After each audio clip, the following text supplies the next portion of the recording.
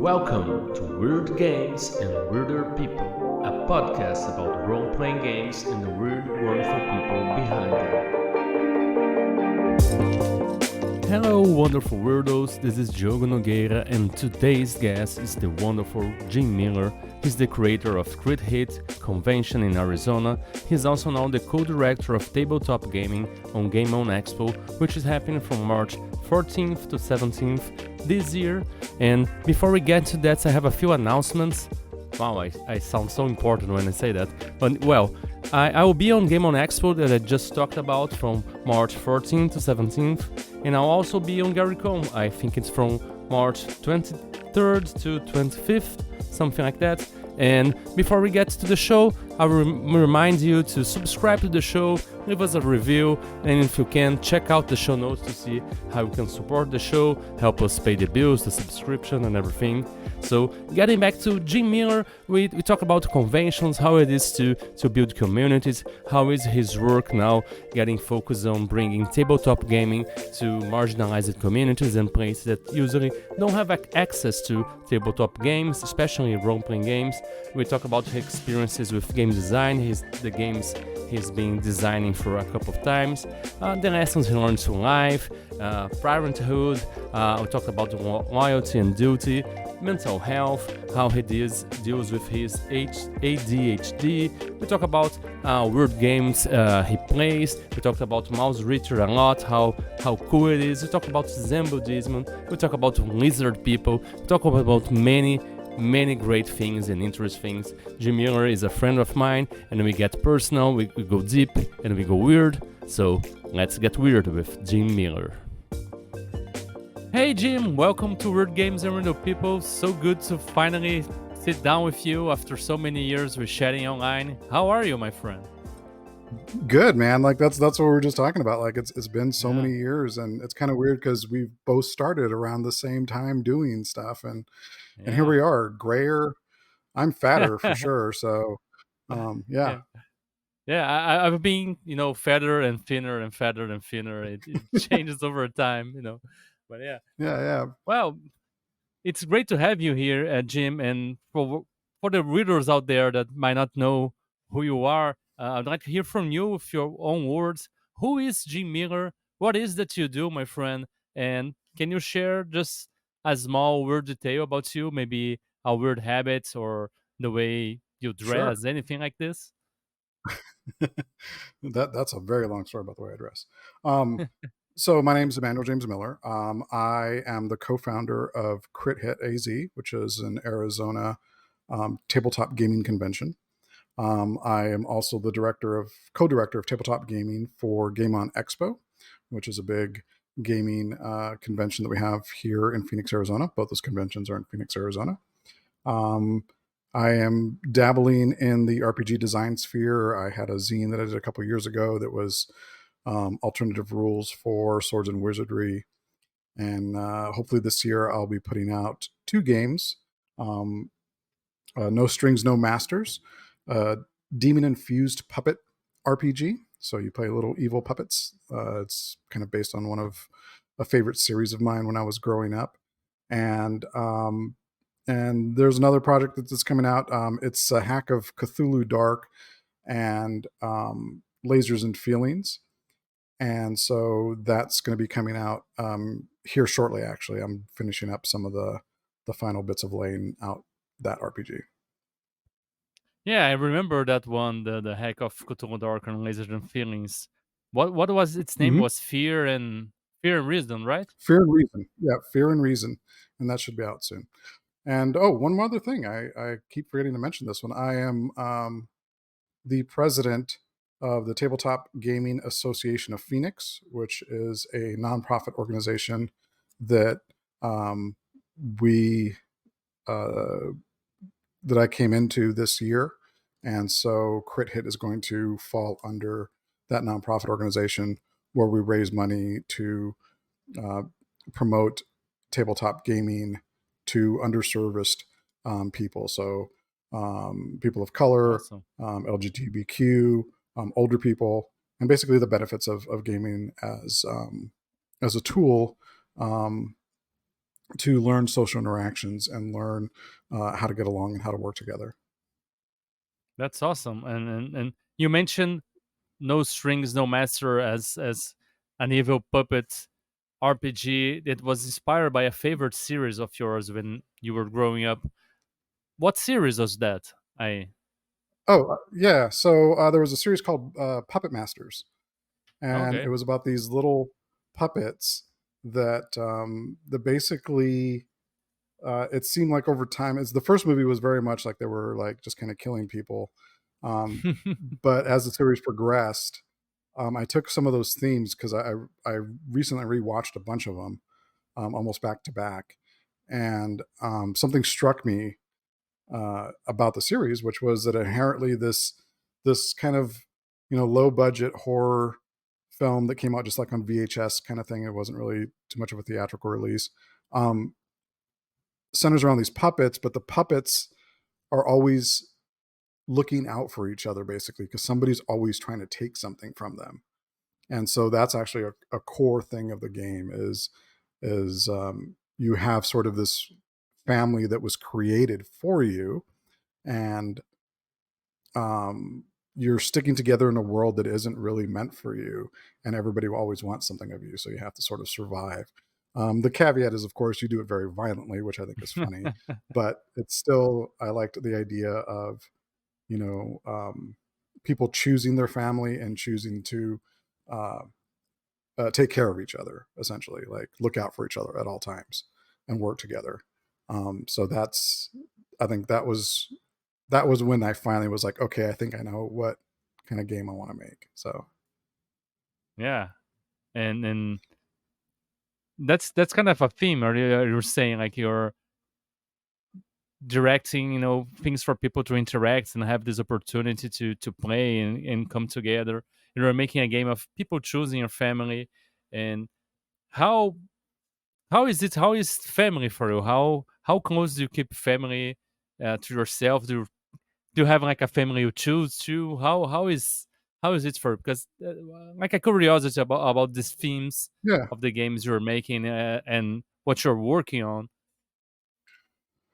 yeah. Family is extremely important to me.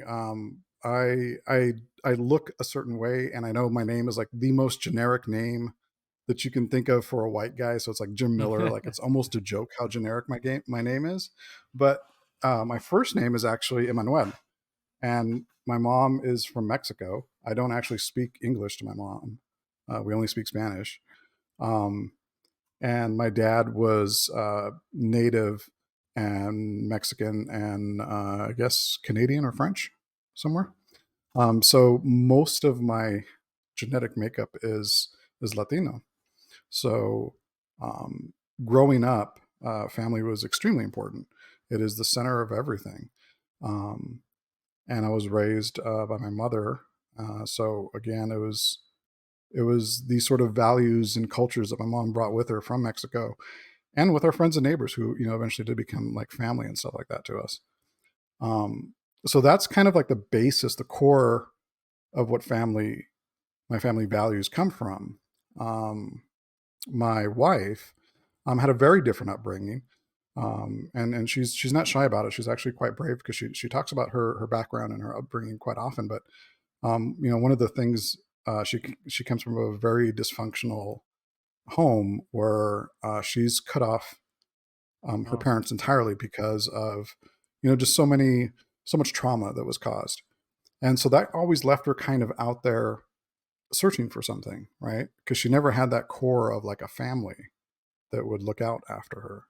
Um, so those things are very much in the front of my mind, and so when I found a system, an open source system that I wanted to use for No Strings, and I planning out the idea of like what kind of a game would I want to play.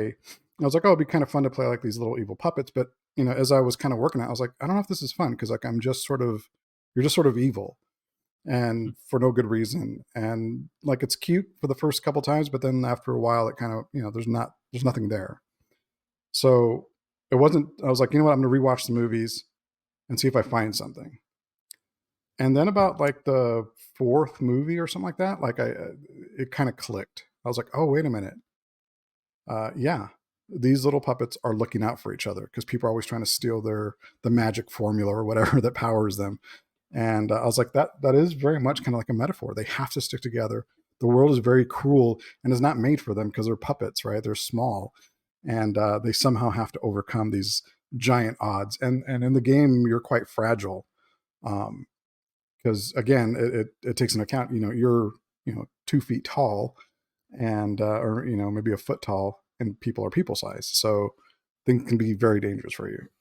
So I wanted to do a game about that, about surviving, about overcoming, and about sticking together. Yeah, that's a great thing. But you did forget one thing about a weird detail about yourself. Can you share Yeah. anything? So I listen to your podcast all the time, so I know this question is coming. So I'm always like, what the hell am I going to say? Because there's so many weird things about me. Uh, I So usually there's, ask I'll give someone that you knows me, like, what is something weird about me, and they tell me. two. Oh my God, if I did that, we would be here just talking about that. I'll give you two things. Most people are surprised that I served in the Army for 10 years. So people are always kind of surprised because I don't come across as like your typical Army guy. Um, but yeah, I very much am. Um, and What then is the an second thing army that I think guy? Like, usually there's a stereotype of like your Army guys. They're very sort of like, usually, most of them come from either very poor neighborhoods, which I did, but that's not how I joined. Um, or they come from like rural America, right? So it's all these people that grew up in a very rural, typical Americana kind of background, driving pickup trucks and hanging out in fields and doing all this stuff. And I am the complete opposite. I was a punk rocker in LA in like the 90s and hung out in goth clubs. Like my experience was never hanging out in a pickup truck. Mine was more like hanging out in Hollywood, walking over like passed out hookers on drugs. Like that was a very strange upbringing for me. So much so that now, when I got older and I experienced sort of like normal, quote unquote, normal, regular American life, it was very strange for me. And it was almost like going to another alien world. And like, I remember the first time I saw a mechanical bull, people thought that I was fucking with them because I was like, is that real? Can I ride that? And they're like, what? And I said, the mechanical bull. Like, yeah, of course you can. Like, they're looking at me like I'm an idiot. Like, yeah, why wouldn't you? I was like, because I've never seen one. Like, I just see it in movies. Like, do people actually yeah. ride those? They're like, oh yeah, they do. And they're like, you don't want to get on it then. I was like, all right, I won't. But like, those things were so weird to me because I'd never seen them before. So that's that made me very much stand out and sort of like the stereotypical Army guy, right? But I did it for 10 years, so obviously I loved it. And if I had the chance, I probably would have done the full 20 on hindsight. But I didn't. I chose to stay here in Arizona because I got sent here as a recruiter, and then here I am. The Yeah. second thing that is weird that I would point out is, I know sometimes you dive into like people's spiritual beliefs and that kind of stuff in your show. I am an atheist. I am a hardcore. I believe in nothing, like nothing supernatural, nothing at all. Almost nothing. There is one thing that people always think is Almost weird because nothing. like pe- pe- people are used to me being like the guy that's like, come on, grow up, right? I'm very cynical about things like that. But I do have one thing, because whenever I see it, people always kind of stop and give me a weird look, and then they just kind of laugh it off, which is, I do believe that if you stack your dice during a game, it's bad luck. And I also believe that if you roll your dice without needing to roll your dice, you're just sitting there rolling your d20, you're going to wear off any good rolls. Like, I just don't do it. Like, I don't do it because I in the back of my head, there's always this thing like, you're going to fucking kill your dice this way. Like, you're not going to roll anything good if you keep screwing around. And so I always tell people, it's like, don't roll your dice. Like, don't do that, or don't stack your dice. It's bad luck.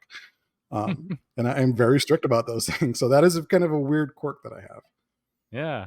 And of course, it's Uh, gaming related because I'm a fucking dork. yeah, a lot of people have stuff with dice. I remember telling here in the podcast about my players not wanting to use my dice because GM dice is like no, Yeah, and I you don't do usually it. very lucky with them. So yeah. I used to have 2 dice, Uh, and I think I just have one of them left, and I replaced it. But I had 2 dice, a black one and a white one, and I got this idea from the guy who got me back into RPGs because I was out of RPGs for a long time. And the GM who kind of reeled me back in, every once in a while, he would go in his dice bag and he would pick out this dice and he would hold it and say, and it was very dramatic, right? He was very dramatic. He was really funny, like, and he always did like these funny voices and stuff. But he was always like, "This is bone. I'm going to roll bone now." And like, sure enough, every time he did, it was nothing good happened to yeah. us. And so I sort of stole that idea, and I still have. So I had my own version of Bone and Death, which is a black one and a white one. And I've lost them over time, but I've sort of replaced them. So there's always a Bone and Death in my dice bag. So yeah. That's a good idea. I had a GM that would do kind of pretend to do like Jedi tricks. So you would roll the dice, but he would like wave his hand and say one. And if you roll a one, it's like damn you. Don't do that. Stop it. But it was really Yeah, that yeah. was funny. But anyway, Jim, uh, the theme of the podcast is kind of the weird things, but in a positive way. One of our quotes is "weird than you wonderful," but we always ask guests here to try to define what is weird for them and how they approach it, both in their work that they do and their life in general. So, Jim, what is weird for you, and how do you approach it? How do you seek it in general? So, like I mentioned, I was the outcast always, and almost everything that I've ever done. I tell my wife that I have lived my life as an outsider. I've never been like fully comfortable. Like I'm comfortable socially. I don't have any kind of social anxiety or anything like that. I'm actually very comfortable in front of people, but I never feel like I belong anywhere. Like, and like no place is really like truly my people. I think being around gamers definitely is the closest that I probably have something like that. I mean, besides my wife and my family, like that's the only place I'm truly like I'm home. But so with that being said, like sort of always living my life as this outsider. It started when I was a kid. I grew up listening to punk. I was really into punk, and then as I got into high school, I got into like goth and industrial, and so I was never part of like mainstream normal. I've always gravitated towards these sort of fringe things, right? From like the way that I dressed and stuff before, and the music that I would listen to, the movies I like. I was a big horror movie buff, and I didn't really know anybody that liked horror movies. I mean, I knew like a handful of people, maybe like two or three, but it wasn't a normal thing by any chance, by any means. Even to, when I got back into role playing games, you know, um, or in high school in high school I was part of a gaming club, and it was already kind of the late 80s, so RPGs weren't really a thing, but here I was still playing these weird games that people didn't understand. um to being older, and living in places where it was very much middle America kind of thing, and that was also foreign to me. So like my life has always felt weird, like being in the army, I wasn't the typical army guy, you know. I'm not a big tough macho looking guy. I don't look intimidating. I don't sound it, Have you but very tried? much I identified. Have you tried to look No, intimidating? Okay. no, no. Like you get into scuffles sometimes because you hang out with a bunch of army guys, and Yeah. eventually people start throwing punches. But like, it was never a thing where like I'm trying to intimidate somebody, because it's not going to happen. Like, it's not going to happen. I don't know. It might be a Um, skill. You might learn something. I don't know. There must be some kind of training for that. Maybe, but I don't have Yeah. it. Yeah. Like, and so that was, I was always kind of an outsider there, and that was kind of weird. And so to even living the life that I live now, I was just commenting the other day I tell everybody I'm a city boy. I love the city. I like concrete and buildings. I love that. That's my favorite thing. And I live in sort of the very outskirts of Phoenix, near this little mountain range. Well, it's actually a big mountain range. There's a mountain range, and I live right next to it, like right next to it. And so much so that just outside of uh, my subdivision of where I live, where all the houses are, if you turn right, you go towards a highway. If you turn left, it's just desert. It's government owned land desert. And you can go up there, and I bought a Jeep recently. So I'm like up there with my family in a Jeep, and then coming down, going into a suburb, and I'm looking and I have two little dogs, I have two little tiny dogs that went with us, and looking at my family and like these dogs. And I'm like, well, how did I get here? Like, what happened? Not in a bad way, but it's always like my Yeah. life is so weird. So yeah. Yeah. So weird I think is, for me, is normal. Normal is weird for me. Yeah. And that's a very long way of saying that, but I mean, It basically, does feel you know, sometimes, yeah. When you go to place yeah, that the great majority of people your age and lives near you really enjoy, but you don't at all, and it kind of feels like I'm an alien here. yeah, I'm the exactly. one Like, one not I'll talk to you, enjoying this. Why?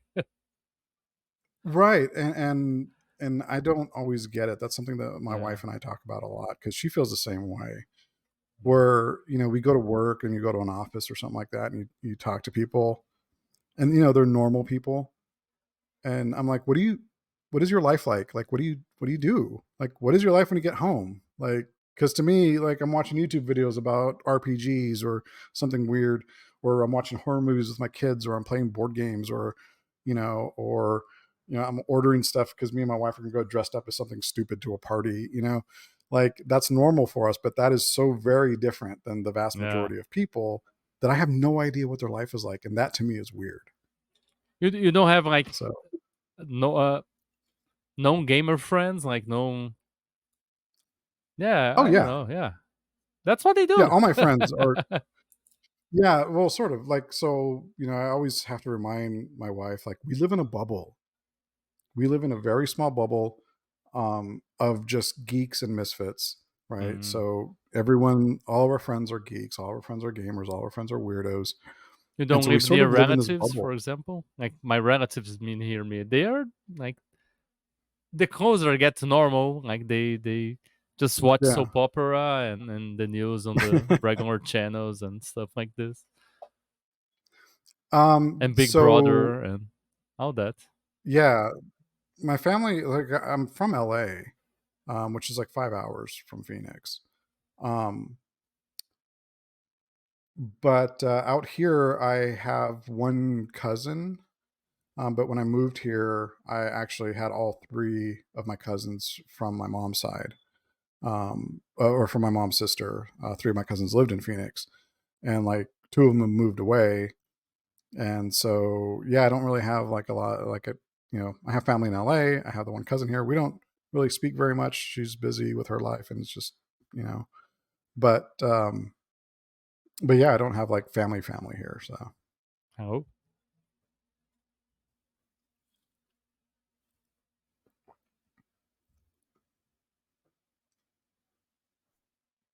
you still hear me? can you hear me?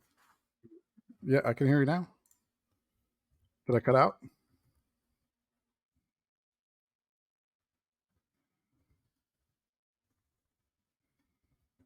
you hear me? Hello? Hello?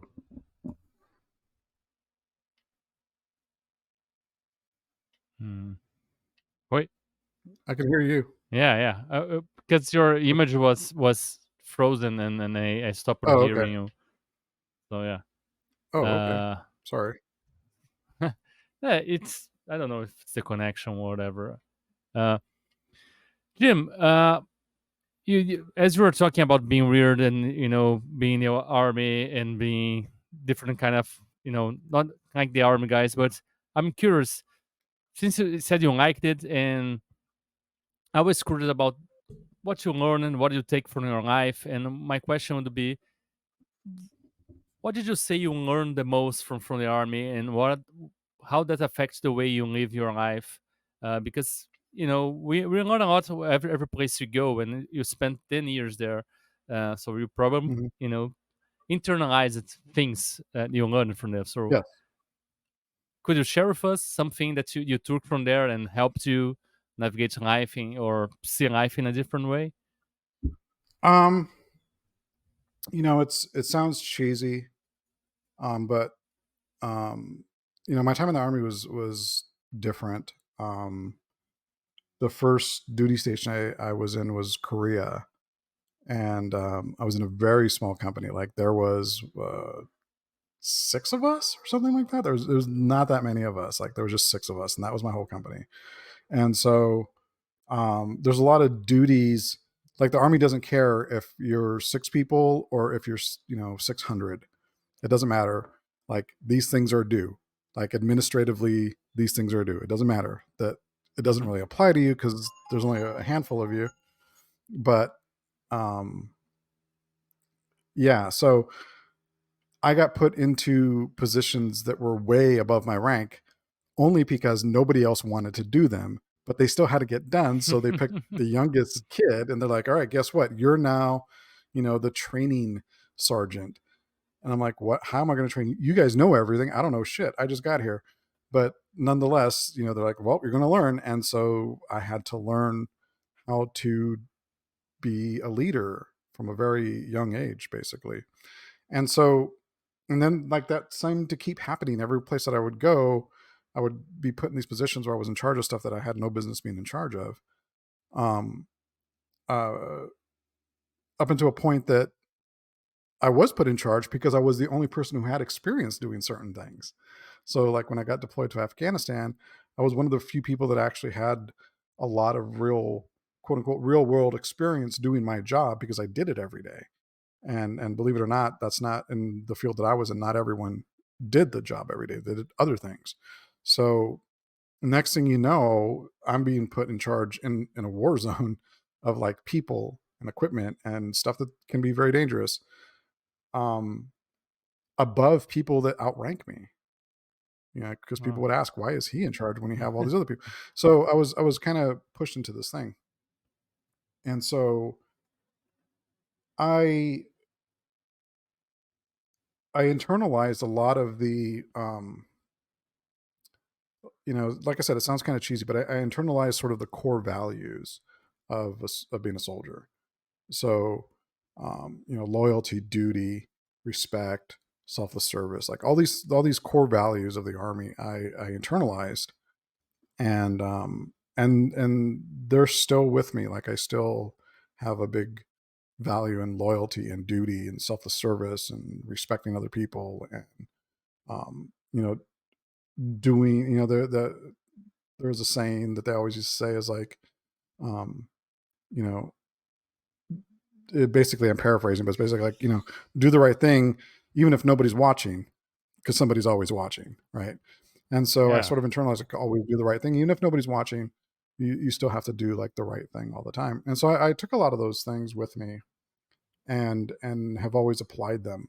Um, Before I had joined the army, I had read a book um, by a retired army general, and he was this poor kid from New York, I believe. Um, uh, Black and white mixed kid, but looked very much black. And he joined the army, or he was drafted, I believe, in the '60s, so during Vietnam. And then he rose and became the top enlisted person in the army. Like he went from the very bottom all the way to the very top, Hmm. and then he worked for like the administrations and stuff like that. And I was fascinated by this guy. Right, this is before I even joined the army. I was fascinated. I was like that is such a weird thing. Like you're just this poor kid, and now you're one of the most powerful people on the planet. And so I read his book, especially because like at the time there was rumors that he was going to run for president. So I was like, oh, he's a Republican. I am very much liberal. So I was like, but you know what? I kind of like this guy. I might vote for a Republican. Like, and that's fucking weird because I'm like super dead Kennedy's Yeah. exploited level of leftist punk rocker, right? And I'm like, here I am thinking about voting for a fucking Republican, and that's bizarre to me. And I was like, let me read his book because I'm going to find something in there and I'm going to hate this guy. And so I read his whole book trying to figure out who this guy was, and I ended up having way more respect for him and was like, you know what? I guess I'm going to vote for this guy if he runs. He never did. But in his book, he had a list of things that were sort of his checklist of like things to remember or things to kind of live by, right? And he had put together over his career this sort of list of his rules for himself. And when I was in the army, I found myself uh, going back to that book at that page where they were all, put together, and uh, reminding myself of his rules. And every time that I felt that I had not done as well as I should have, or something went wrong, I would go back and look at these rules and go, "Oh, there's the one that I missed. I fucked this one up. That's why this happened." And I can point based off of these rules exactly where my problems were, and that would help me fix it. So all these things are sort of things that I took with me, and the camaraderie, and I learned how to not think about myself, to think about other people. Yeah. When you're put in a situation where I knew I was in charge, and I had a couple people that I was in charge of, and that fluctuated between 8 and 12 people at any given moment when I was in Afghanistan that I was in charge of, and I was the leader. I took that very seriously, and I made a vow to myself that these guys that I was in charge of were my friends, right? And I made a vow to myself that they were all going to get home, even if I didn't, because I didn't want to have to talk to anybody's parents. I didn't want to have to Yeah. tell a parent that something happened, right? And so I made this very solemn vow that I would do whatever it takes to make sure that everybody got home, because um, I felt the weight of the responsibility of people's lives, and that thinking of other people above more than yourself is something that has always stuck with me. So that was very life changing.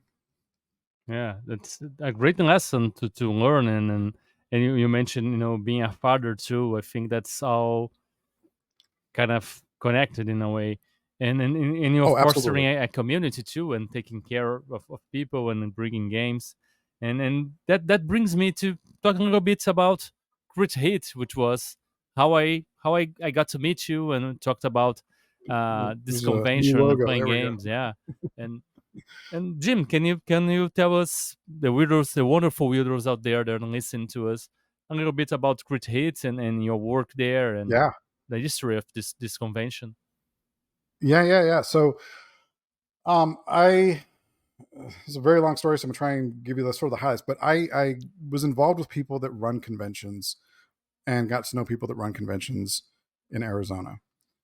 So much so that I have a friend. I'm still friends with him. I actually work with him at Game on Expo, who would message me and go, "Hey, somebody dropped out of a panel. Can you just jump in there?" And half the time, I don't know what the fuck I was talking, like what the panel was. I can talk forever about anything, right? So they would have me fill in and stuff like that. But after a while, I had said, um, this was during the peak of Pathfinder, and fourth edition was the current edition. I wanted to do a panel called Pathfinding Outside of Dungeons, a look at indie tabletop RPGs. And so I wanted to do a panel about RPGs, and the convention fought me. They did not want to do this. They had said, we've tried to do panels about tabletop games. Nobody shows up. Nobody cares. It's just not a thing that people will show up to. But I kept pulling strings from all these people I knew. Hey, I really want to do this. I really want to do this. And so finally, they gave me like some shitty slot in a tiny room that held, I think, like 80 people or something like that. And I had like 60 people show up, Wow. and this crappy, yeah. And so I was like, holy crap. Like oh my God, I was stunned, right? To me, that was just an enormous crowd Yeah. that showed up to hear me talk about weird RPGs that nobody played, right? And by that, I mean stuff like Savage Worlds. I think I don't think Dungeon World had come out that year, but it had come out, but I didn't do it. But it was like Savage Worlds and a couple other games that I really liked. I think I talked about the D6 system that powers Star Wars and stuff like that. And so I would talk about all these games that I really liked and played, because I didn't care for Pathfinder First Edition when it came out. I tried playing Fourth Edition. Looking back now, there's a lot of things about it that I think are very, very cool, and I will defend. But it wasn't overall. It was not a game for me. But I will still say, thanks to a friend who used to run it, and then Matt Koval, who reminded me that I still consider I need to buy it. Actually, the Fourth Edition Monster Manual books to be some of the best books if you want to GM monsters, because they tell you how to use this monster. Like they tell you the kinds of attacks that they have, right? And these are all things later that, one of my favorite systems now, besides everything that Diogo does, go buy everything that Diogo does, is Free League system. I love Free League system. And The year Forbidden zero? Lands. The year zero engine? Year Zero engine, yeah. Year Zero engine is one of my favorite things in the world. It's like Savage Worlds and Year Zero engine. And lately I find myself in my head when I have to play out an adventure, and I'm not kissing up to you. I use your fucking system. I'm in my head doing Primal Quest, because it's just easy for me to grab some dice and figure out how something is going to play out doing something simple like that, right? So I love really simple unified mechanics for things. And so Forbidden Lands, when you look up their monster tables, they have how they attack. There's like 1 through 6 things. You roll a d6 and that's how they attack, right? Yeah. That's what Fourth Edition did. So, but never mind that. Like I still, those games weren't for me. I wanted to talk about all these little RPGs, all these other RPGs that nobody else was playing, and trying, the whole point of it was maybe I'll get some of those people to play some of these games with, because it's super hard to find people to play something that wasn't Pathfinder at the time or Dungeons and Dragons, right? So next thing you know, a couple years after doing this, people asked, like, are you going to run any of these games that you keep talking about? And I was like, no. And so I said, you know what? I think I will. So this was probably like 2015. I scheduled myself to play some games. They put me in the Pathfinder room, and this is the peak of Pathfinder. So Pathfinder Society, they would come in and take over these giant rooms, and there's like a bunch of tables, and it's super filled, and it's nothing but Pathfinder players, right? Well, they put my weird little ass in the middle, in the back. So people were coming into first of all, half the people who wanted to come play thought that there was a typo, because they would look in the room and go, no, this is all Pathfinder. That guy's not here. And they would go find me and then say they couldn't find me. And then some people I actually watched come in, look around. They didn't see me, and I didn't know they were there to play a game with me. I just recognized them from like a panel that I would do or something. And they turn around and walk away, saying that, again, same story. They didn't think I was there. I was so pissed off because of that. I said, you know what? I'm gonna do my own. I'm gonna do my own convention. It's just gonna be RPGs. With blackjack. And it was almost a joke. Yeah, it was like blackjack and hookers. And that was actually a tagline we almost used at one point. Is it's our own convention with blackjack and hookers. And so it was almost a joke of like, can I do an RPG only convention without D&D? And eventually I gave in, and I had some D&D, but D&D has always been like 30% of the games at Crit Hit. And so I did this little convention, and it sort of grew, and we got some notoriety. I tell my wife, it's very hard sometimes, but we've actually changed. We feel that we've changed the landscape a little bit just by existing, so things like some of the bigger conventions didn't treat GMs very well. And would always question, like, why should I give you a pass to a convention when you're just going to run 4 hours of a game? Well, yes, it's 4 hours in the convention, but there's another at least 4 or 8 hours that go into it prepping for some of these people. That's true. Like, so you have to do something for them. And so I kind of fought that. And then when I made my own convention, Like some of the conventions in town used to actually brag, believe it or not, they used to brag that everyone pays to get in the convention, even GMs. I was appalled by that. I was like, why are you paying the people that are running your convention? Like, no GMs, no convention. It's pretty simple. And so I was so appalled. So I put out there, GMs will never pay to get into Crit Hit. And as a matter of fact, you'll probably get way more than as much as I can give. I will do that because as a forever GM, I value game masters more than anything else. So Yeah, that's how I started Crit Hit. Yeah. that's great. I remember going to Gen Con and like to be able to not pay Gen Con, just GMing. I think to have to GM a 5 or 6 games or something like this. It's quite a lot. I one Yeah. year I ran like 8 games or something. I didn't even won a medal for this, but was always running place to place to run something, and I had like very little time to do stuff outside of just running the games. Yeah. Yeah, that's I've done the same thing here. Like it used to be like this really high amount, and so I set a standard, and I said if you run one game a day, then you'll get the whole weekend. So if I do 2-day convention, then you just run 2 games because I want you as a GM to go play other games. Yeah. And As a matter of fact, one year I tried to figure out a way to like incentivize GMs to go play other games. It didn't really work out, and I might try to get in the future. But it's always been important for me that if you attend a convention, it should be fun. It shouldn't be like I should do the work. Like we should do the work. The people who are running it, but not the people who are running games. They should enjoy it. yeah, it's hard. Yeah, because you're always trying to check out everything, and if it's a convention that has a lot, you're like running from place to place, and then having a little more time to check it out, it's must be great. So great work for that. Uh, Yeah, for sure. and Jim, you work with conventions, you have this nonprofit, but you also developing games and having these ideas. Do you identify any place you draw inspiration from where for having these ideas? Any particular uh, region of your imagination or your background? I say a lot that I draw inspiration from my childhood. Do you have anything like Mhm. this for you? Um, yes and no. So a lot of like the practical things that I do come from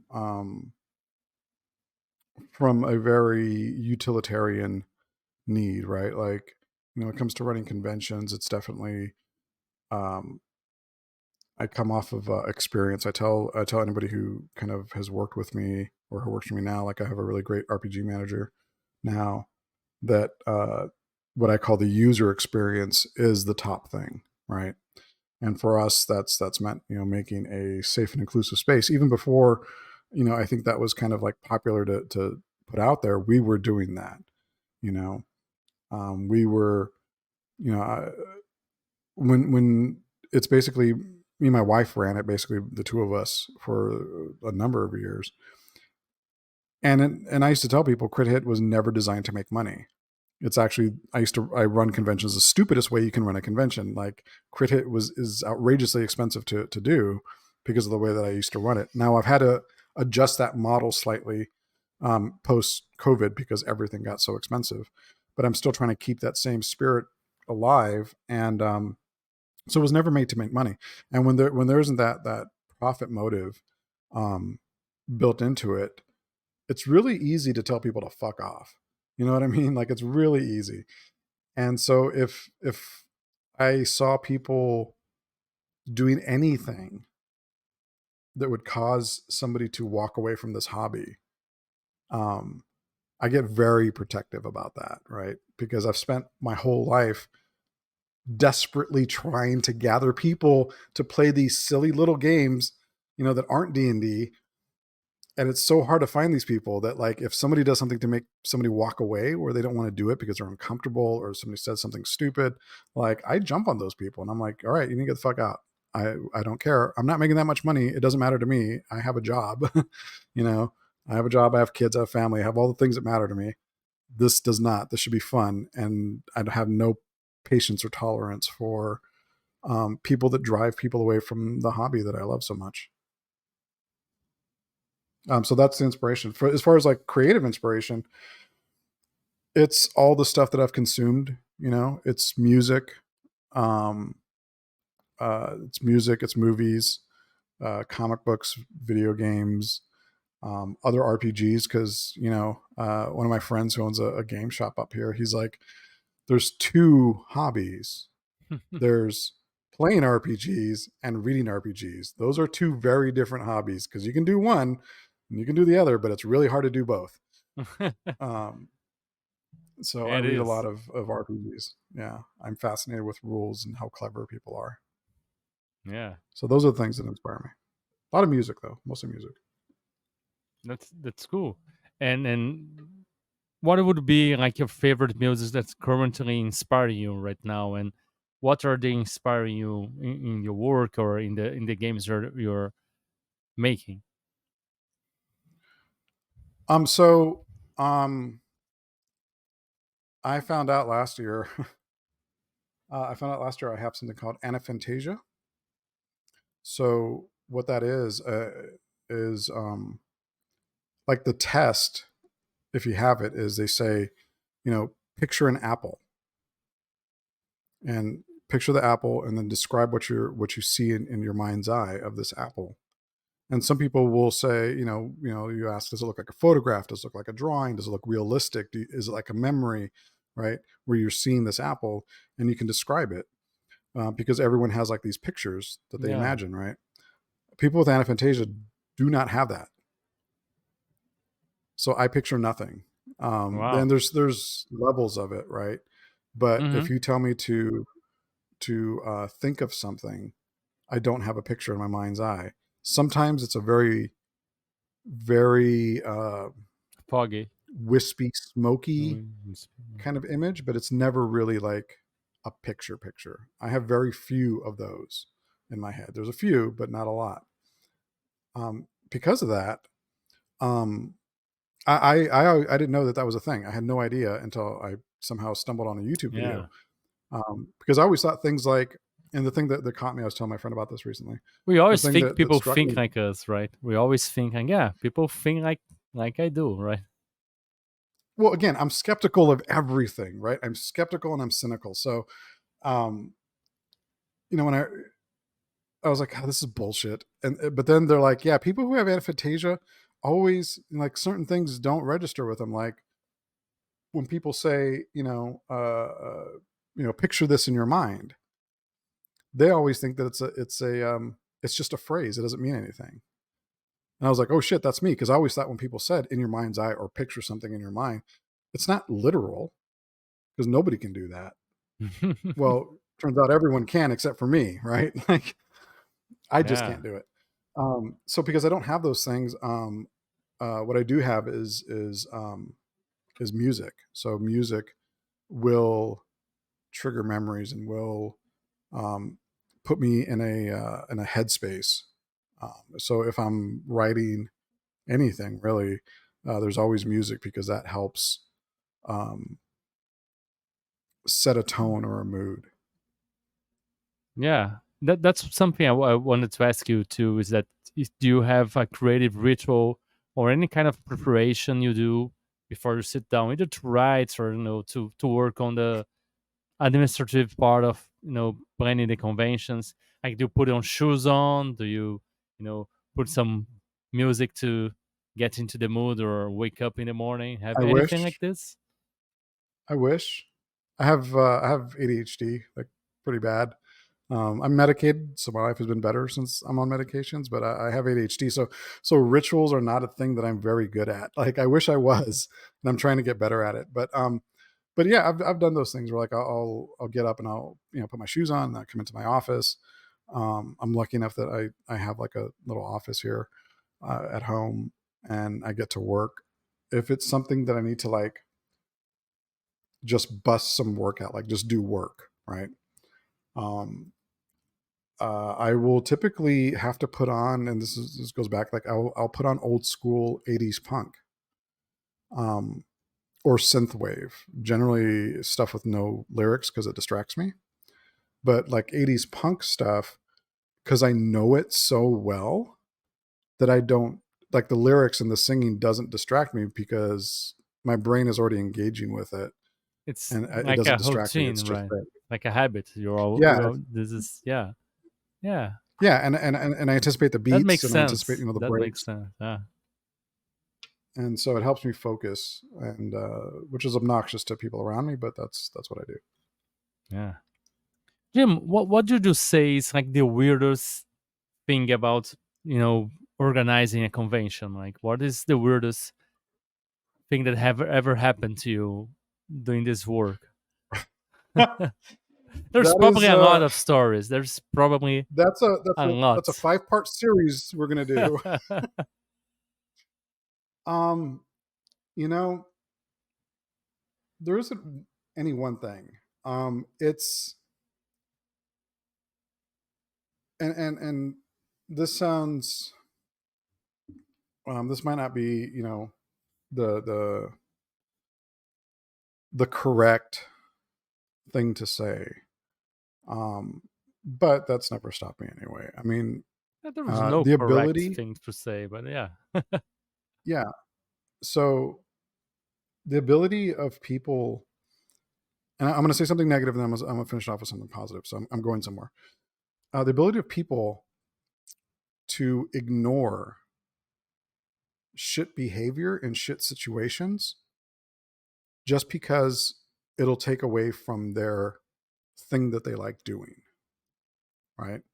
So people will put up with the shittiest behavior, with the shittiest situations, just because they so desperately want to hang on to something, right? Um, True. I had Yeah. I, I I actually had a meeting with somebody who was uh, involved tangentially with a situation that was really bad. It was really bad towards this woman, and not anything like illegal bad, but it was bad enough that she was bothered by it, and she asked me to advocate for her with some people, and I did, and I had to have this meeting with this guy, and I was like, all these things are happening, but you're still participating in this thing, like, and you tell everybody you're a safe haven uh, for women and for LGBTQ and all this stuff. Like you keep telling people this, but like when it comes down to it, you're not doing anything. You have the power to say, I'm going to walk away from this. I'm not going to facilitate these things anymore for somebody else to be able to do something. And, but you choose not to. And I told him, like, you're a piece of shit, like, to his face. Right. And I sat there and berated him. And I was like, you have to realize what you're doing is shitty. And now you're a piece of shit by proxy. And you could walk away and not help this situation, continue on, but you choose not to. And I was like, why would you do that? And he told me because, he was going through some personal things at the time, with his relationship and all this stuff. And this was the only bit of happiness that he had in his life. I was like, but is it worth it when somebody else is unhappy just to give you Yeah. your happiness? Like, I don't think that's worth it. It's not worth it if somebody else is uncomfortable or something like that. Um, and this type of story happens way more often than people talk about. When you start talking to convention runners or people who do events or people who run companies and stuff like that, nobody wants to talk about these things because they do happen, but nobody wants to talk about them because in the end, nobody cares because, it'll take away from the thing that they like. And so that ability of people to look past that is always surprising and shocking and sad to me. But I'll say something positive now is that I usually give a speech. So Crit Hit, usually is like if it's a 3-day event, it'll be that Thursday. If it's a weekend event, like a Saturday, Sunday, it'll be that Friday. But we always kind of start off in the bar, right? Because all the great adventures start in a tavern, right? Yeah. And so hotels always have like a bar. So we have like a bar night, the night before, everybody's hanging out, and I thank everybody for coming. And I have a sort of canned speech, and it goes along the lines of, you know, um, these games, they're make believe games. they're they're the kind of thing that children do, right? They play pretend, and so it's easy to dismiss these things, right? Because they are childish sort of things. But what if they're not, right?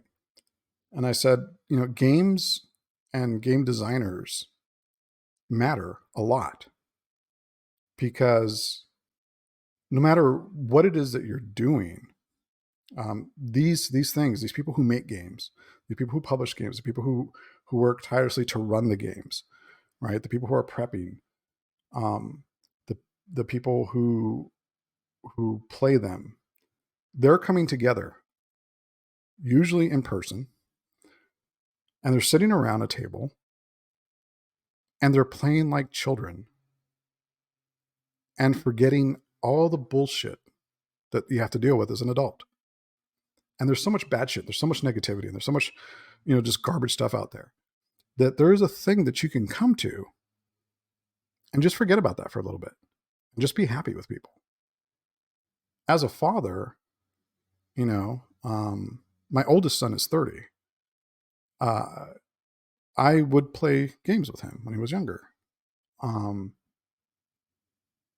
Playing games matters. The people who make games matter because they're allowing people to create memories. And those memories will outlive you sometimes. So I have taken my kids on adventures, and long after I'm gone, they're going to tell somebody a story about their dad who had a weird fucking thing with an orc and he was on fire. And next thing you know, everybody's eating bacon. And that was really weird. Like, they're going to tell this weird story about a game that they played that was a happy memory for them. And those things are important. Spending time with your friends is important. Having fun, laughing, going on adventures, even if they're make-believe, is important. And so with that, you should always remember that, like, games and game designers matter to the world, and everyone being here together in this goes even like as a podcast, like in our hobby, all of us enjoying the same thing, we can transcend so many things that would separate us. We can just be together and make happy memories. That's what's important. Yeah. Community is so important. And even though it's a game and we are thousands of miles away, but we also interact too and exchange memories. We talk about stuff not always related to role playing games, like we're doing here, and Oh and yeah.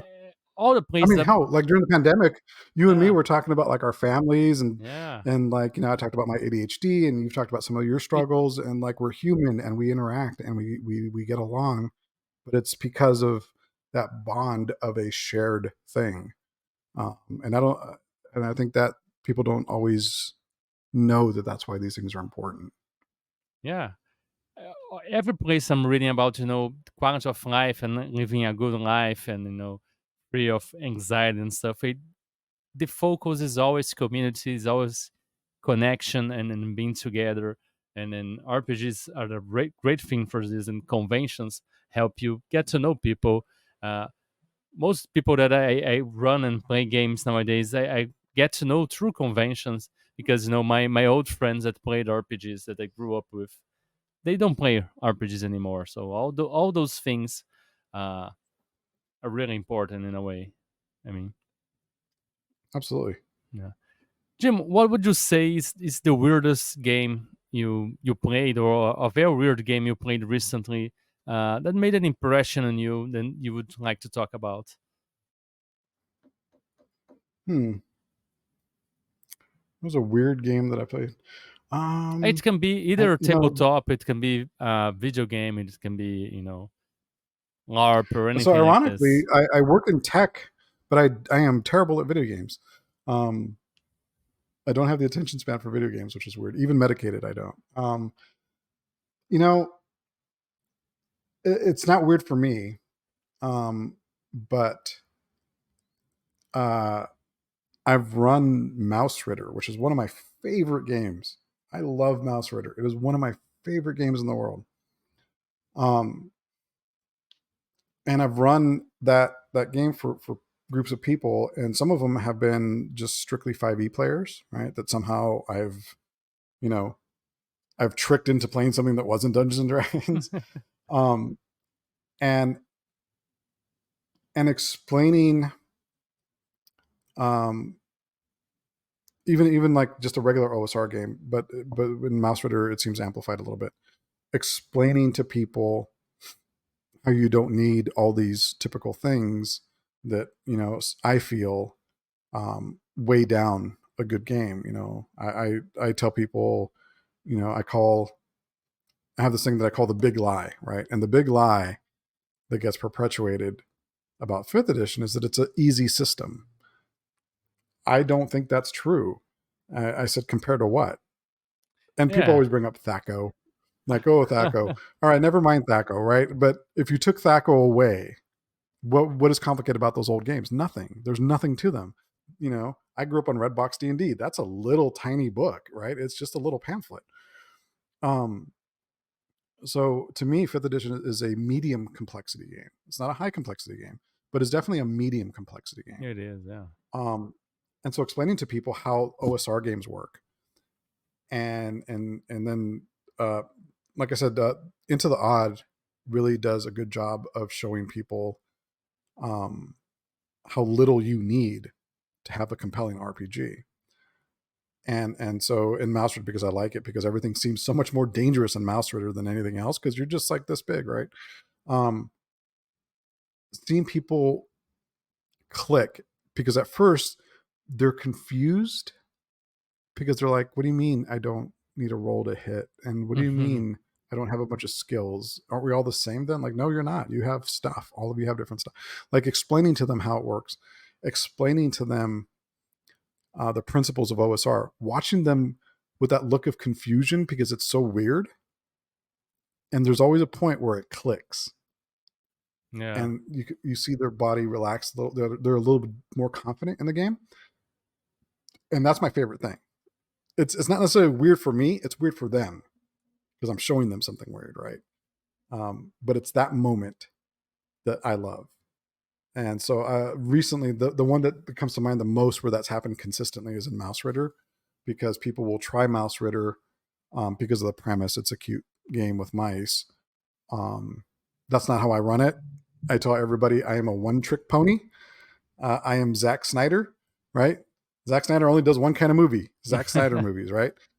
Jim only does one kind of game, dark and gritty. It doesn't matter what it is, it's going to be dark and gritty. If I'm running Mouse Ritter, it's fucked up. It's like The Secret of Nim, which is one of my favorite movies in the world, right? That's a dark movie. Watership Down is a very dark movie. That's how I run these cute little games with animals. But it becomes amplified because people play it because of the premise. It's weird. It's strange. Like, how does this work? Why does this work?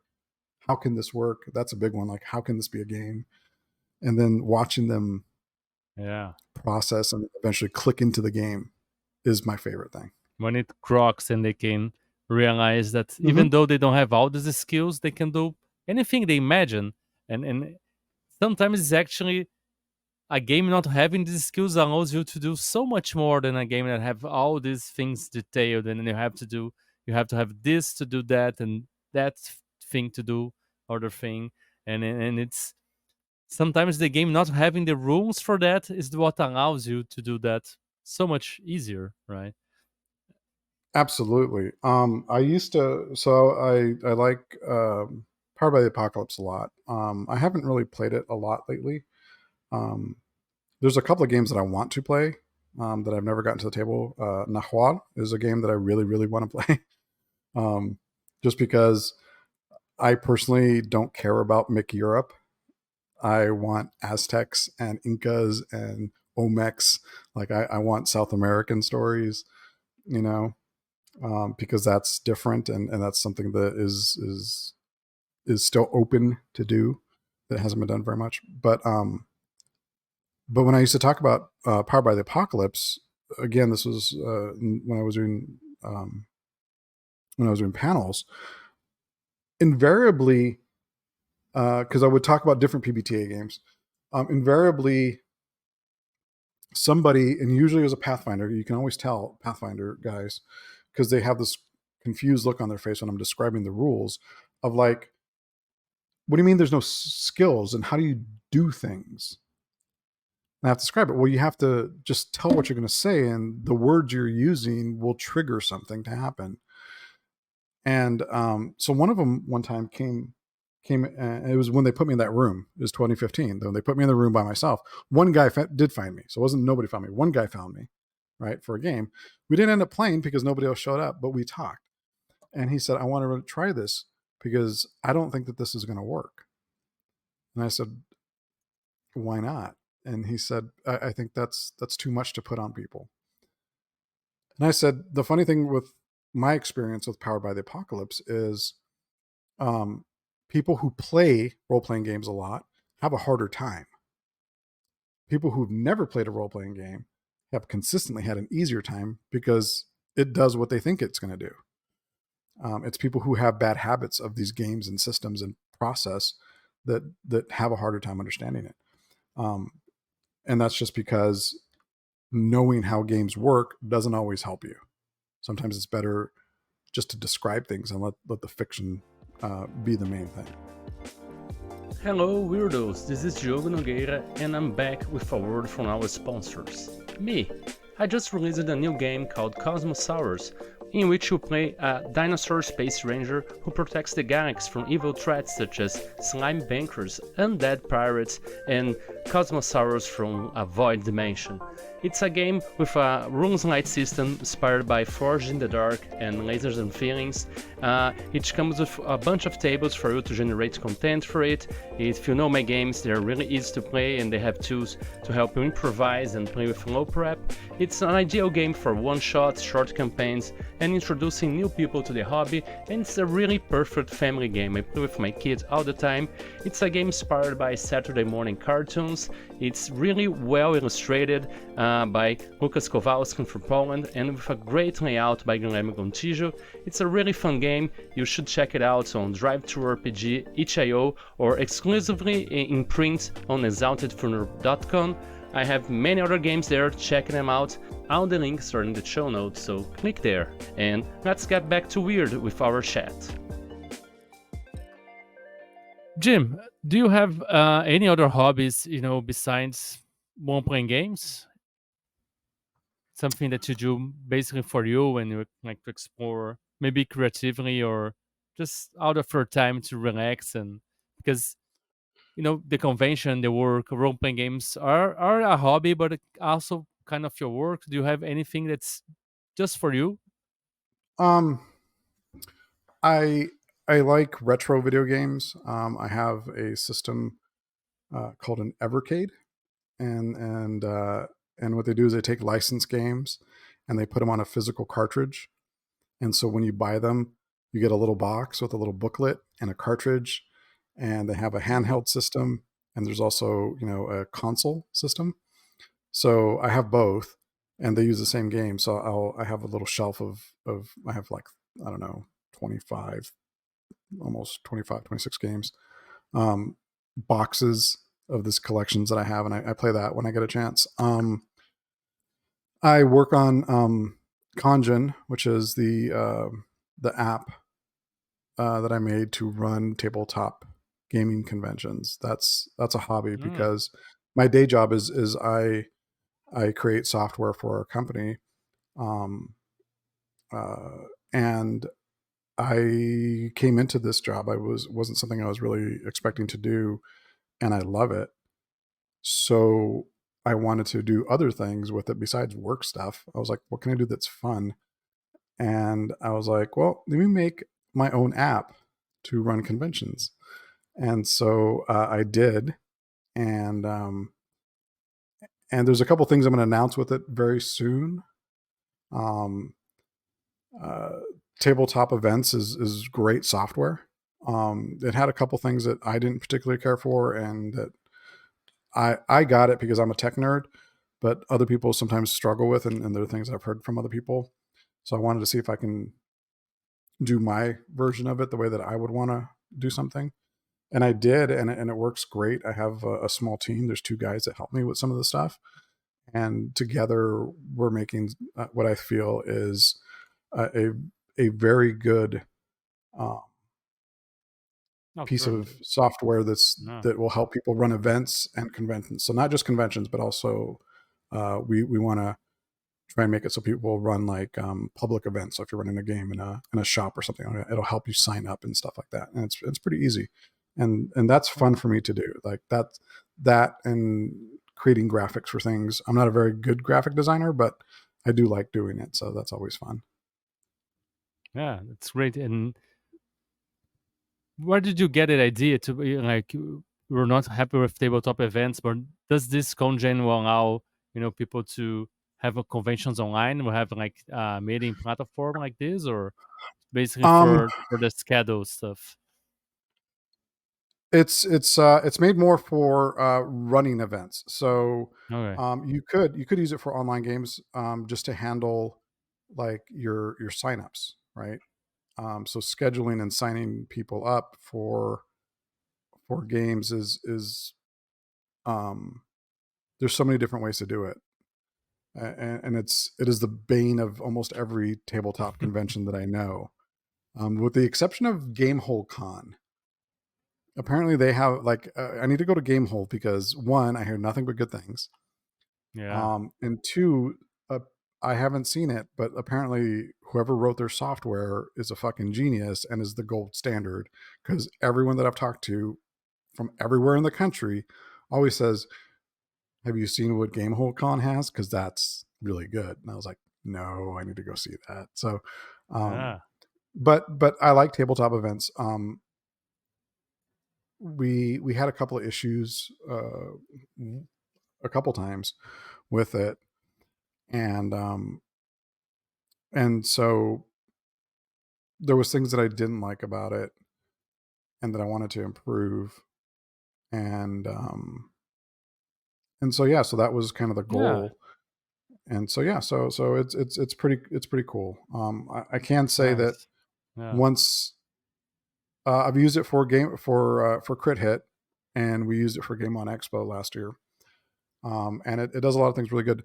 Um, Somebody was actually asking me about it not too long ago about running games online using that for their signups, and I said absolutely you can do that because you can just put a link to people's VTT, right? If you have like I like Albert Rodeo where you have like a little static link that you can use.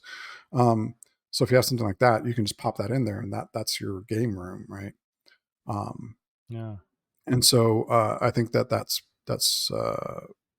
something that's definitely going to be part of the official release once it's actually out there for the general public to use. It's coming really, really soon. Awesome. Jim, now we're kind of entering the more personal part of the interview where we ask about experience you might have had and stuff about you instead of games and the work.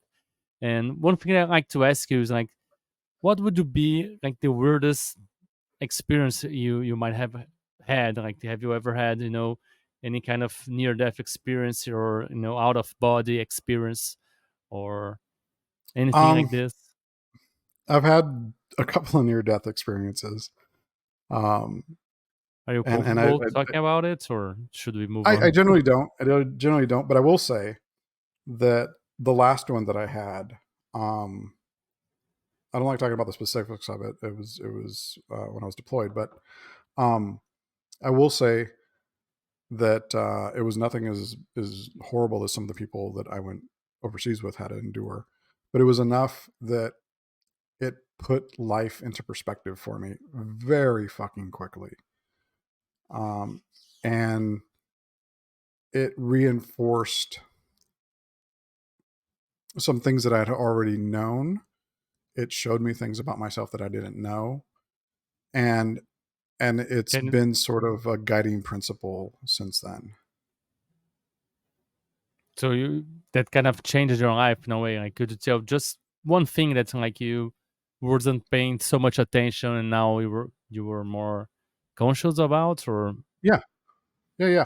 So, um, it was a situation where like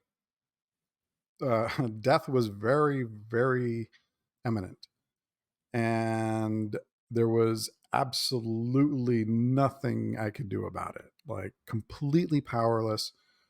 No escaping, no nothing. It's either going to happen, yes, or it's not going to happen, and everything is completely out of your hands. In this situation that I was in, everything was completely out of my hands, and I had nothing to do except for wait for this moment that might, stop Yeah. everything for me. So I was around other people, and I saw how other people were reacting, and I saw some people praying. I saw some people that were scared. Um, and I don't believe in anything. I was like, well, maybe I should pray. Well, no, I don't. That's kind of dumb. like, um, so all I could really do was continue the task that I had been doing before I knew that this thing was coming. This thing was going to happen, right? And doing it full well, knowing that I would never finish this task. There was a possibility I would never get to finish the thing that I was doing. And I decided in that moment, it didn't matter. It didn't matter if I never finished. What mattered was I had a very, very small window of time that I can appreciate something. And if I'm going to go out and Yeah. I have no control, I'm going to go out doing the things that I enjoy up until everything goes black, right? And the lesson was basically that living in the future, living in the past doesn't matter. Living now is what's important, and to enjoy the moment that you're in, and not worry. It doesn't matter. If you don't, if you're reading a book and maybe you have a terminal illness or something like that, and you don't get to finish the book, it doesn't matter. Still read it because it's the thing that you love, right? And if you love it and you want to do that, then do the thing that you like, and be you to the very end. You have to be you, right? And so that's what I took away from it is a deep Yeah. admiration for people who do that, and a sort of signpost to like that's the way to go. Yeah. Absolutely. Otherwise, if you're suffering already for something that's going to happen in 2 days, you're wasting 2 days. Like, if that's Yeah. gonna happen, you're gonna just suffer there. Like, try to enjoy what time you have with the people you have in the moments that you're Oh yeah. having. Otherwise, you're just uh suffering earlier without the need to. So yeah. I Yeah. always get myself, worrying about stuff that's gonna happen too, and I have to stop and say, okay, if this is going to happen, it's going to happen. I can't change now. Why just suffer now? Just gonna Yeah. Exactly. enjoy what's happening here. Yeah. Absolutely. And Jim, what about maybe other weird experiences? Do you dream a lot? Do you remember your dreams, or you're like a more Again, person? Anafantasia. I don't have Oh yeah. very many dreams. When I do have Oh dreams, yeah. um, they are they're They're very text based. so almost. Um, if it's a vivid dream, like for me, a vivid dream is something, and the easiest way I can describe how images in my head work on a good day is, like Lord of the Rings when Frodo puts the ring on and everything goes kind of negative and kind of wispy. Oh yeah. And imagine that, but like wispier, more smoky, like it's very hazy, but the same sort of, you know, it's just shadows almost, right? So I have had some, like vivid dreams and stuff like that, and that's as good as it gets. But um, I watch a lot of horror movies, so sometimes it's my mind playing out like a weird horror movie, Oh but I'm yeah. never scared. I'm always like, whoa, that's cool. Oh, wow, this is going to happen. And Yeah. like, so it's always almost like a meta dream almost. Cause like I'm doing the actions and maybe I'm a little afraid or I'm running from like, a monster or something like that. But in the back of my Still head, I'm still enjoying like, it. wow, this, Yeah. yeah, I'm still like, oh, wow, this is great. Like there's still a part of me that thinks it's cool. which is probably Yeah. says that I'm a psycho. I don't know. Well, I do have those things too. Like my imagination is very kind of morbid in some way. So, for example, once I was, I took mushrooms and I started seeing skulls everywhere, and like, oh, this is scary. No, this is kind of cool. I like skulls. Skulls or Yeah. something. Yeah. And do you have you ever had any experience with states of altered awareness, whether they are like with deep meditation or psychedelics or anything like this? The '90s were rough, man. Like the early '90s were rough for me. So yeah, I've had some. I did stuff when I was a teenager. I wouldn't do it now because I don't know how my brain would react. But yeah, I did stuff when I was a teenager, and I thought it was kind of cool. And Yeah.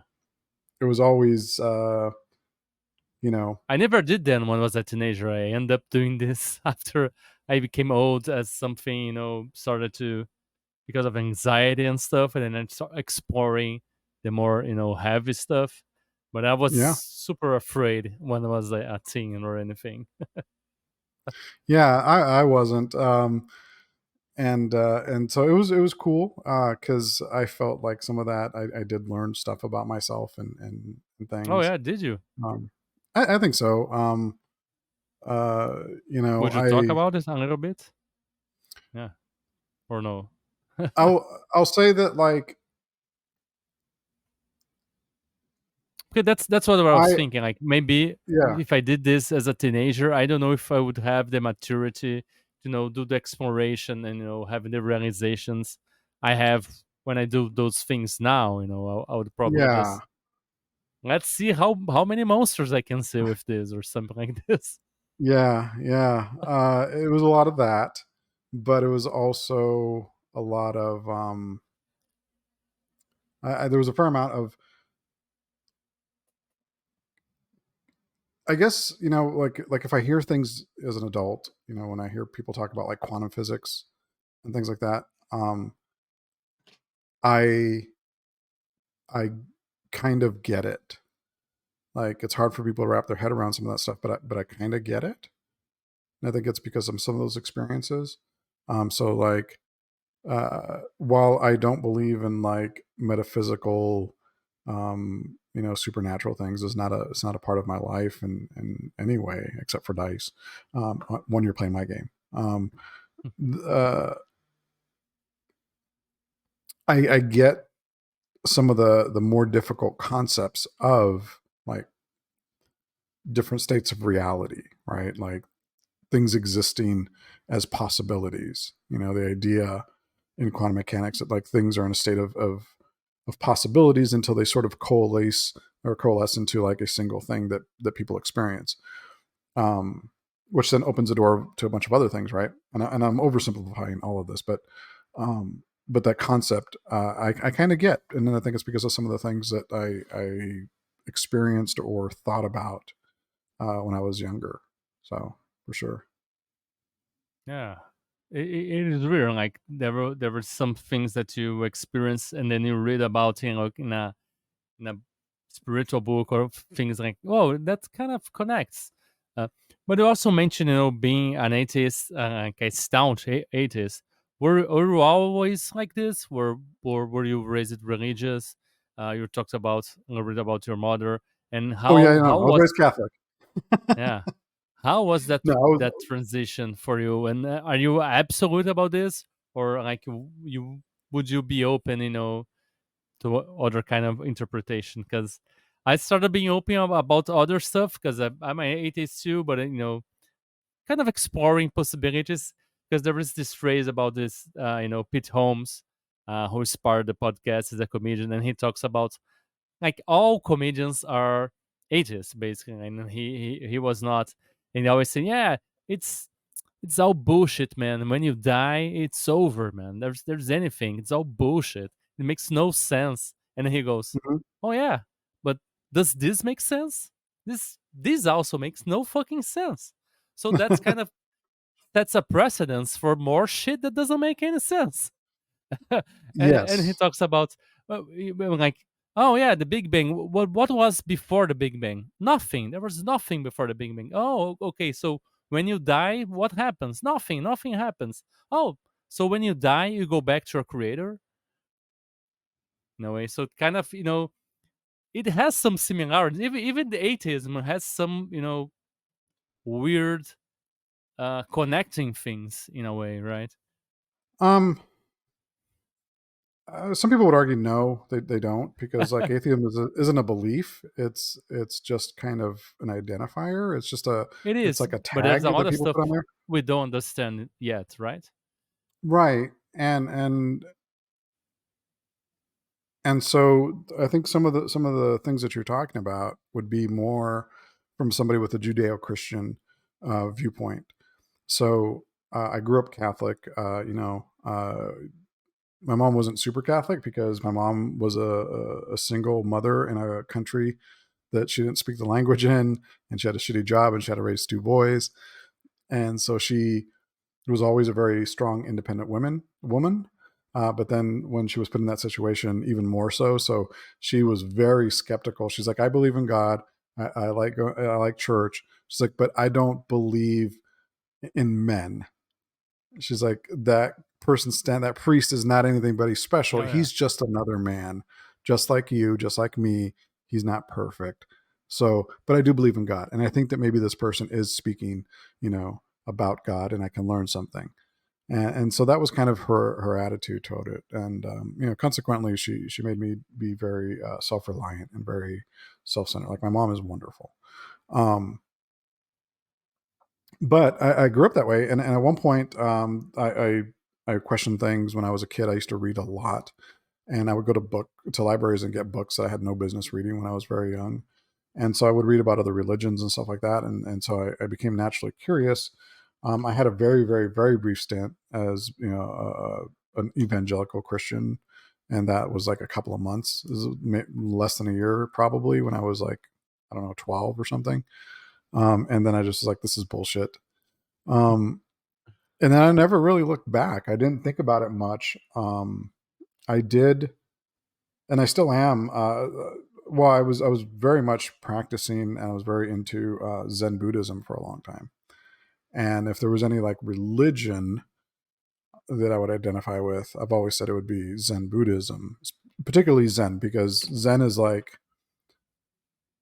PBTA of religions, right? Like it's barely a game. Like it's the Into the Odd of religions, right? Like it's barely, you can barely call Into the Odd a game, because it's at its core, it's what, like 3 pages maybe of rules. There's not a lot, but you have to wrap your head around these big concepts to really enjoy it.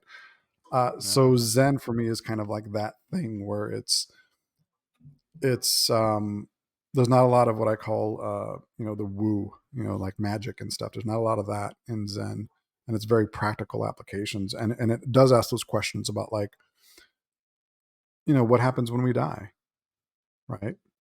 um It's more and about how to essentially, live, right?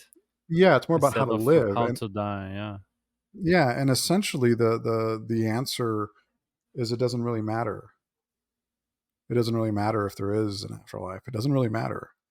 The moment matters, and Yeah. the way that you live your life in that moment do have repercussions, and they do have other things that can happen, but Oh it's yeah. not a metaphysical thing. It's just the way that people are. And so, um, those kinds of things, I am more inclined to align myself with. I don't practice Zen Buddha. I probably should go back into like meditating and stuff. Um, But the values you studied for it, it's something that stuck to you, right? Absolutely. Absolutely. Yeah. The values have absolutely stuck with me. And here's the thing, is that because like Zen Buddhism, they aspire to believe in nothing, and to be nothing, and to live in a state of emptiness, right? It's really easy to take like a Pete Holmes kind of thing. It's like, it's all bullshit. It does, it's all bullshit. Well, maybe it's not all bullshit, right? Like whatever happens, maybe is that's bullshit. Who knows? We don't know, right? Yeah. But um looking at it like it doesn't matter is, in my opinion, that's very fatalist. It's very nihilistic, right? And there's a fine line between like Zen and nihilism. Yeah. Nihilist is like nothing matters, right? It's just very cynical. Yeah. Where the Zen opposite is true. Where has a lot similarity with Stoicism too. It's like yes, uh, some things matter, but we do care about a lot of stuff that in the end doesn't matter that much. We get stuck into things outside of our control, and what other people will think, what this status means if I have this object, if I don't have that. And then one thing that's a phrase that has been helped me a lot and remind me, it's like it's not about it's about disposition instead of position. yes, Yeah. absolutely. Yeah, I agree. Ever since I saw you posting about like stoicism, I every once in a while I'll like do a quick Google and I'll read a little bit. I'm like, oh, that's really cool. I need to come back and read this because I think there's more there uh, that I think Yeah, I would find interesting. the books talk cite a lot, quote a lot about Zen Buddhism and the similarities between the two, and there's a lot of faiths and philosophies that have very similar concepts about this. Doing, taking care of your mind and doing what is up to you, and accepting what is not. Like as you said, the Zen Buddhism is a lot about accepting it is what it is. It's not necessarily good or bad. It's Right. just being, right, this kind of thing. Yeah. Like tell people who grew up in Judeo, Christianity kind of stuff that Judeo Christianity tends to focus on answers that are outside of yourself. And the concept of original sin is there, and the concept that you're a flawed person to begin with. And the answers are out there. The answer is a God or Allah or any of these things, right? The answer's out there. Whereas Eastern religions tend to be more inner focused, where no, you are you, and the answers are there in you. You just have to uncover all this crap that we all carry to Yeah. find it. And there's different ways to do it, right? You know, I think Oh yeah. even when you get down to Hinduism kind of still boils down to that basic concept. There's a lot of other things that go with it, but I think it still kind of gets to that core, that there is an answer inside. And I think that's how Eastern religions work, and I find that more comforting. My wife and I talk about some of these things sometimes late at night. We spend a lot of time just talking about life and Yeah, philosophy and stuff. that's great. Um, yeah, that's why I love her. She's absolutely the best. And a lot of people, will say, "Well, how can you live not believing in anything and believing that you die?" And else. I'm like, because I don't need magic. Like, my life is magic, right? Like my Yeah. existence, me being in a place in a time to experience a thing, and all these things have to happen. Like my wife and I talk Yeah. about all the stupid bullshit that we had to sort of put up with before we got to a point that we met. And if any one of those little pieces would have been different, we would have just passed each other by. Yeah. And when we think about those things, we're both like, not worth it, wouldn't change it, right? Because it doesn't matter. What matters right That's now is true. what Yeah. matters. And so we think about like, if we'd have just ended, like something we would have never met if just one thing would have changed.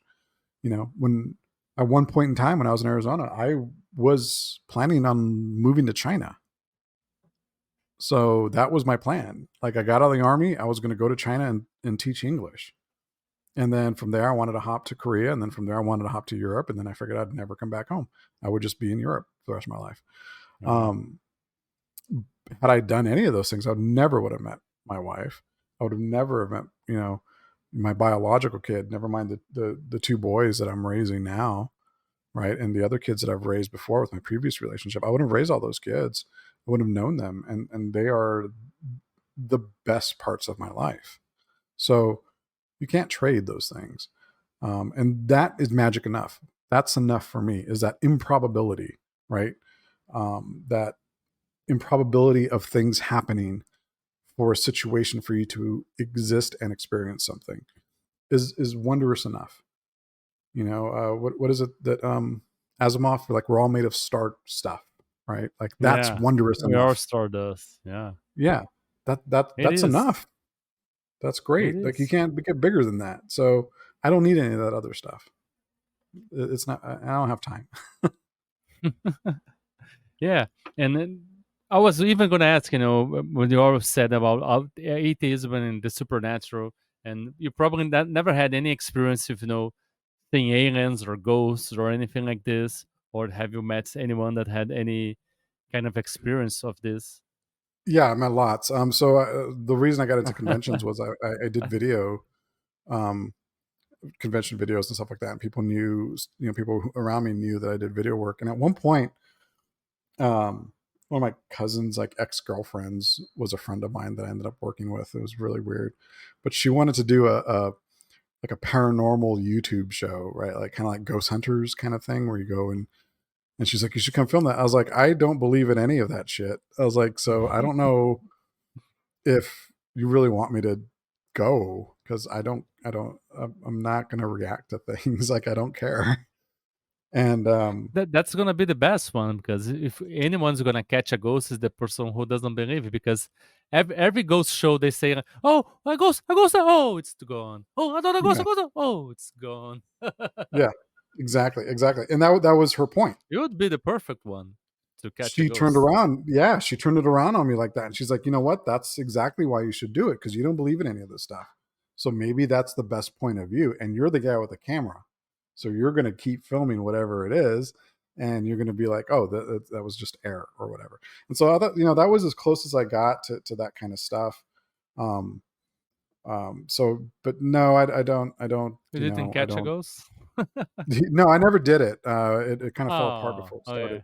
okay. But, uh, and like UFOs and stuff like that, I think it's highly unlikely. I believe that there is life out there. I think it's the math doesn't work that we're the only things that exist. Um, but I also don't think that, like, there's a lot of spaceships and stuff that come visit us. I don't really believe that at all. Um, I will say though, to keep on the sort of the weird topic, I am fascinated, absolutely fascinated with conspiracy theories Oh yeah. and What's your uh, favorite? uh, lizard people. I love Oh, the idea of lizard people. Like one of my favorite. Like if I were to run a long-term campaign of like a fantasy game, invariably lizard people would come into the equation, because I just love the idea of lizard people. that's Um, very sword and sorcery too. yeah, it's so fucking weird, and like people believe. Like I live next to the Superstition Mountains. Like you can look it up on Google when you get a chance. It's these big mountains, and there's people that say that there is lizard people that live in there somewhere. And I haven't found all the stuff where people talk about it specifically in there, but I am fascinated, because now I want to go up there and see where people think that they saw things, and not because I believe in it, just because I think those stories are cool. Like I think Oh those stories yeah. are so cool and so fun. So I like stuff like that. The shape changing people, and um, Hollow Earth, and all this stuff. Like I think it's fun. I don't believe in any of it remotely, but as fuel Oh for yeah, my fuel for imagination, imagination. Yes. it's so And for good. It's games, like I 100%. love, I watch those documentaries that are more like, not really necessarily real. There is this documentary called Ancient Apocalypse on Netflix Oh yeah, that yeah, talks about stuff. Yeah, not necessarily that's real. There's a lot of strange stuff that made you, ponder some things, but I don't care. It's great it's stuff for fun. Primal Quest, for example. Yeah, it's inspiration for gaming. So I don't care if it's real or not. It can be real in an imagination reality. That's Yes. enough for me. Yeah, Yeah. That's how I think of it too. It's all like, oh, this is all going in the GM yeah, catalog of things that I have to pull on at one point. yeah. In the And I compost. love all of those stories of like ancient technology and ancient civilizations that don't exist. Like one of the reasons why I love Primal Quest, and like I love Primal Quest. I think it is like it is one of the coolest settings that hasn't been explored enough. And I remember hearing you talk about some of the stuff. It's not in the actual book, but I think it's in probably what you're working on. That like there are artifacts and things around that don't Oh make yeah. sense and don't quite necessarily fit with the idea that this is a completely prehistoric world. Like there's other Yeah. things. Yeah. One of the ideas like time is cyclical. So the future is also the past and the things keep repeating. So there's ruins that from the future, but it's also from the past. And you know, And I think that's kind of cool. And riffing. so the Yeah. idea of like uh this world that's so old that it's something else, right? Like I loved Thundar the Barbarian. It's like it was one of my favorite cartoons growing up. And that Yeah. whole concept I think is very cool. And um all of these things go into my head. So my big failure of 2023 was I didn't keep up with Dungeon 23, but I was actually doing Primal Quest as Dungeon 23. So I do have a couple Wow. of things that I did make, and I'm probably going to put them out there like on itch just as little adventures because I was fascinated by the idea of unexplored worlds and other cultures and other things that sort of exist in this weird mix of time. Um, I I like games that I like games where so one of the things the way that I run Morkborg, if it's consistent, is that um, nothing is consistent in the world. So you can get from one part of the little island that Morkborg is on, like it could take 3 days for some people, but that same route could take 3 weeks for somebody else, and there's no real explanation for it because the world and time is squishy. It's It's falling all apart. Yeah. yeah, it's all, and so I like those ideas for role playing games where like the Oh yeah. world is the unreliable narrator Oh yeah. and the I players are I the only consistent. I had this setting for like sword and sorcerer adventure, and if you would go into the ruins of this ancient, advanced civilization of sorcerers, like every time it would come out, you would roll on this table, like what changed in the outside world, like how, because you spent 2 days in the dungeon, but actually when you got out, like 500 years have passed by, and like That's civilization cool. has changed and stuff like this, because it is something where like we're entering a place outside of the sun. The reality is different, and it's like the weird on the world. It's something very fascinating for me too, and I like to explore this. And yeah, if Primal I Quest think is those gonna those try, ideas yeah, yeah, I think those ideas are great for an RPG because in my mind, in my head canon, right? Um all of the things that you put in like a book would be true, but also other people's games would be true, oh and yeah, also my games are true, and none of it makes sense because we don't understand the math, but it does have some sort of logic, but we just don't know it. And that's cool to me. Like the idea yeah. of everything being just a mishmash and you can't really say how it works because it all exists in the same time in the same place. So you go into one cave and it's one thing for you, but like maybe my group of little people go in and it's something completely different, and you and me at a meta level, like you, like Diogo and Jim talking, like, well, I made this cave and it's this, and I'm like, well, I used your cave, but I used it for Oh this, and yeah, it's completely different. But in my mind, that world is the same world. It's not two different yeah. worlds. It's just that we don't know how it works. And I think that that's super cool. Oh yeah, that's one of my favorite things about RPGs is that how we're everybody's playing maybe the same scene, same characters, but each one is imagined in their mind differently. Like the characters are a little bit different, the clothes they're wearing, even the monster that are facing, and it's kind of each one is it's a parallel dimension, but it reflects and also has elements. Everybody share elements, but it's unique in the same way. It's Yeah, great. absolutely. Mm. I think that Jim, that's super cool. some of our last questions here, they're a little bit more whimsical. It's more Sure. about getting to know your personality and stuff. And if you could choose any superpower to have, what superpower would you use to have? would you choose to have, and what would be the first thing you would do with that? I don't know. I mean, obviously, if you get the chance to be Batman, you always be Batman, which means your superpower is being rich, and that's not a bad thing Yeah. usually. Like I would blow through all that money quicker than anything else. I'd be the worst. I would be the best and worst like billionaire in the world because I wouldn't be able to keep it because I would do stupid things right with it, and that's fun. Um,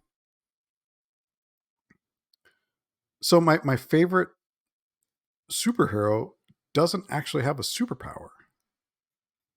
My favorite superhero is Green Lantern, Hmm. and you know he doesn't have a superpower. He has a ring, but that ring is powered by his willpower and his will on reality. You know, the stronger his will, the more sure of what he's doing, then the stronger the manifestations become from the ring. And so that would be it. I would probably not be a very good Green Lantern, but I would like to be a Yeah. Green Lantern. Well, my question would be like, do you consider yourself a very determined person, like a good willpower? Um, I think so. I think I do. Um, there's a reason why that's my favorite character. I used to tell people before I got diagnosed with ADHD that um, like people are like, how do you like? Because I'm like I'm always tired. I don't sleep. I all these things, and they're like, how do you do these things? I'm like anger, willpower, and energy drinks. Like that's how I live. Like I just get so Yeah. mad that I power through things, right? Um, so I think there's a certain amount of like I had to compensate for not being medicated by just sort of like pushing through, as hard as it is for my brain to do things That's sometimes, true. Yeah. and that takes a lot of willpower, and and I fail more often than I succeed, but it doesn't mean that I don't try. So And then where did you say you learned this to have this willpower and determination to, push through difficulties like this? a mix of everything, a mix of uh, you know, again listening to punk when I was a kid, which was just all about you know punching up, fighting the people on top, to being in the army where you learn to endure and to push forward and to keep the mission first, to people that I've known and worked with that I see that do amazing things. I don't get starstruck by like rock stars or movie stars and stuff like that. For me, people who are creative are my rock stars. So, unabashedly, you're one of my rock stars.